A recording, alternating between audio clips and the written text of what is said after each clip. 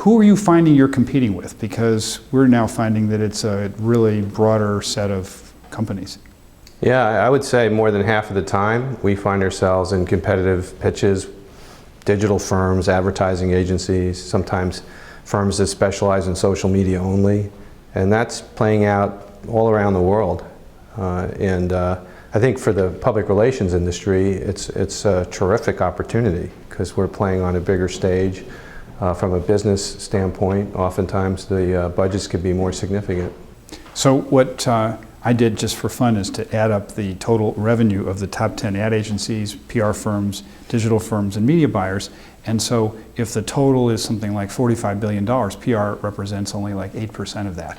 And so again, you're right, if we can compete in this broader world, we do have access through the CMO to different kinds of money. And I also think we actually can appeal to the CEO in a way that the ad agencies and digital firms can't. So combining corporate as well as brand marketing. Yeah, I think we both often talk about how reputation issues often inform what the marketing ought to look like, right? And I think public relations practitioners are extremely well placed to give that type of advice. With all the changing dynamics in the market, this should really be our time to thrive. And I think that's true of the industry in the broadest possible sense. And with respect to the marketing services spend, think about it another way. If you look at every incremental 1% that flows into our world, those are huge dollars. And it's not just a US phenomenon, it's really what you see play out all around the world all the time. Yeah, and I would say we're also executing advertising off of clever creative. And that's why both of us, Edelman's case, we've hired 400 creatives and planners over the last 2 years. I know you've done similar. And in a way, we're reshaping the cast of characters who are presenting every day.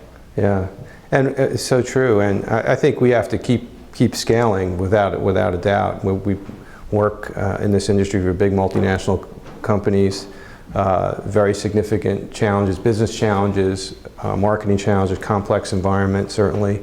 And that requires us to continue to bring in the talent, right, in terms of strategists and high-powered creatives. And I think we have seen in our industry a lot more activity. And what's interesting about that is I think a lot of the best creatives in the world are attracted to our firms. They like the idea of telling stories where you have to earn it, and then paid as an amplifier for the earned. And it's sort of a new challenge. It's a new toy. And they start to think differently. And I think that one of the challenges for us, and I'm sure for you, is making sure that the creatives are acclimated and absorbed and accepted by the classic PR community, and that they have unique abilities, and that the PR folks have abilities too. Versa, but it's not this or that, it's both. It's the together. Yeah, I think that's so right, Richard. I think historically we're in an intellectual capital business, so the culture is so important, and the talent is everything. That's your equity. And it was hard enough, right, where you have creative people in a public relations environment, but they maybe over time came from a similar place or similar types of fields, and now it's much more dynamic. You have different folks with different backgrounds, different skill sets, and that just creates a more vibrant environment, certainly, but you have to pay attention to the integration and the collaboration to make it all sing and make it all work. So I also find it interesting that many of our competitors are part of holding companies where they've emphasized horizontality, where they have 45 separate lines that are single client. I wonder whether people really want to work on one client. I have always observed that you get better work out of those who have a little bit of flex. And also, I wonder whether any of those special purpose entities are actually ever led by a PR. It must be very rare. And so, I sort of like it better when we have our ability to lead. Yeah, it's interesting. If you, Edelman, Weber Shandwick, I think we're both in situations, whether in our case it's inside of Interpublic or partnering with other agencies, wherever they might belong in terms of the holding company environment or otherwise.